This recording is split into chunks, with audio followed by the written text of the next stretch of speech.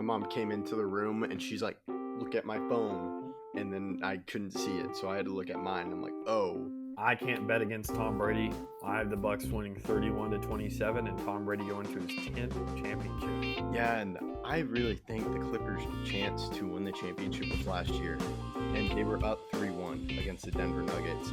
Chris Paul is one of the most underrated players of all time. He's been the best player wherever he goes, and that includes with the Rockets. You said you can't bet against Tom Brady, and as a Cowboys fan and what I just did last weekend, I am not going to bet against Aaron Rodgers. Yeah, Connor McDavid, Leon Draisaitl. I mean, that's all I can really say. There's two of the top 5 players in the league, and they are very, very good. Hello, I'm Taylor Hearn, and you listen to The Outsiders' Opinions with Kevin and Austin.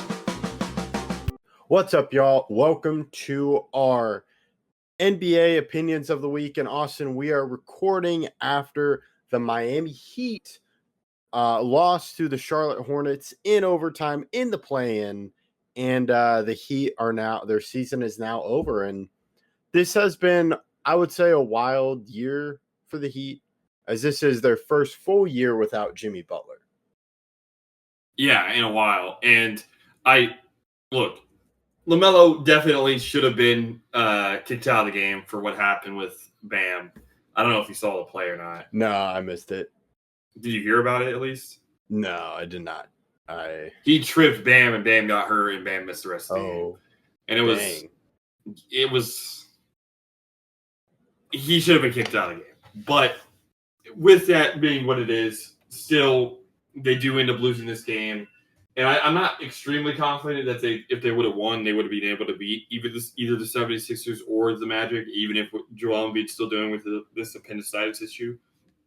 But I do think that the Heat need a change. And I don't think that comes with a new coach. I think Spoelstra, while he may not be a lifetime contract type of person like Bill Self is at Kansas right now, like Bill Self's literally on a lifetime contract. But I don't think Spoelstra will be like that. But I do think that he's on an extremely long leash because of the unprecedented success that he's had with some of these teams that aren't supposed to go that far. He's been 2 finals since LeBron has left in both 2020 and 2023. Obviously, Jimmy leaving was a big nail in the coffin to a lot of their title hopes. But they still have some hope. They still have some good players. Bam is still an All-NBA player, in my opinion, because he's such a good defender. But they're going to have to figure it out between Tyler Hero, Norm. They didn't like to play Norm and Tyler Hero during the same minutes most of the game. They just don't fit well together, even though Norm was the All-Star this year. And I do wonder how the draft's really going to look for them. I saw a lot of Heat fans. Obviously, they want to go to get a very high draft pick. But this draft is so deep that even if they get where their pick is, which would be, I think it'd be 12 or something like that. If every other team that's supposed to loses, I think it's 12. I think or maybe it's 13. I'll check on that. Okay. I think it's yeah, I can check too. It looks like they're generally projected to the 13th pick. Okay. Yeah, but I think you and I both had the Clippers beating the Warriors. Yes. I think that's why I think they'll be 12 based on at least our projections. We'll see obviously how it turns out.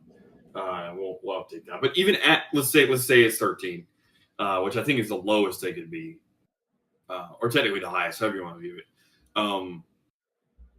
Whether the highest number or the lowest, or the more soon pick.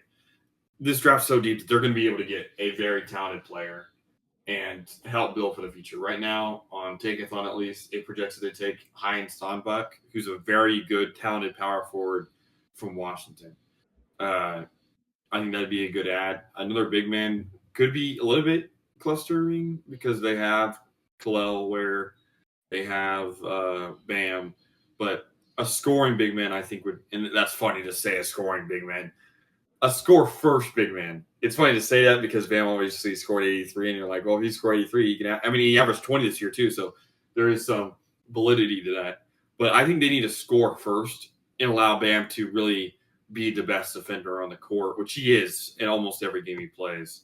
What would you like to see the Heat do for next season? So, like you said, they've been competitive. They've been in this spot where they're competing in the play-in. They win and they play competitive basketball in the playoffs. Spoelstra is a great coach. And for the Heat, I think what I would like them to do is I do think they need a different approach. Yes, I think Spoelstra will make them competitive no matter what. So I would like the idea of developing some more players and developing that superstar. To me, you have Bam, but pairing him up with someone, to me, they've looked a lot for trades and getting people. I think going after and getting someone could really help them. And I do think they kind of need to embrace the change because it feels stuck, especially with Jimmy Butler leaving. And they, of course, got Andrew Wiggins back, but I think there's something to where they need to look at who could they get in the draft on that point and who they can really develop. So I would like to see a youth movement. And I think no matter what, they'll be competitive because to me, that's how good Spoelstra is as a coach. Well, I think they're still pretty young. I mean, they have 2 players that actually play there above the age of 30. And if you include I guess 3 players that play there above the age of 30. Simone Fontecchio, who is 30. Then you have Andrew Wiggins at 30 and Norman Powell at 32. They're not really an old team. I mean, Jaconis is 19. Kalower is 21. Bell Larson is 24. Jaime Jaquez is 24. Even Tyler Hero, who's been in the league for a while, is 26. So I think it's more just developing that superstar than it is necessarily quote unquote a youth movement. I mean, Bam's only 28. Obviously, that's just entering the prime of a career. The prime of the career, at least in the NBA, I think is probably from 25, or I guess it's like 26 to 20 or to 31, 32. And we've seen some late rises like Norman Powell, who's 32 this year and made his first All-Star game. But they do need to find, in my opinion, a wing. Andrew Wiggins was good this year, and I do think that he could be a starter in the league still. He still shoots efficiently from 3, plays good defense. But if they could get a wing scorer, which is obviously funny because they just lost Bam, and that was Bam for them. Because Bam can play such good defense and score the ball so proficiently in the playoffs that it really adds a new depth to the team. Norm's not the best defender. Tyler Hero's not the best defender. So point of attack defending.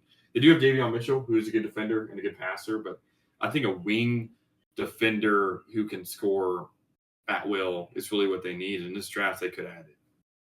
Yeah, I'm very interested to see what they do and how they approach it all. Norman Powell's also a free agent, so I assume they're going to try to get him, but that kind of how much they get, especially with Wiggins, will probably opt into his $30.1 million deal. So I'm curious to see how they add, what small pieces they add to help them build while also adding through the draft. Yeah. So let us know your thoughts on the Heat and how they could get better and what the expectations could be for next season. Thank you for listening to Outsiders Opinions.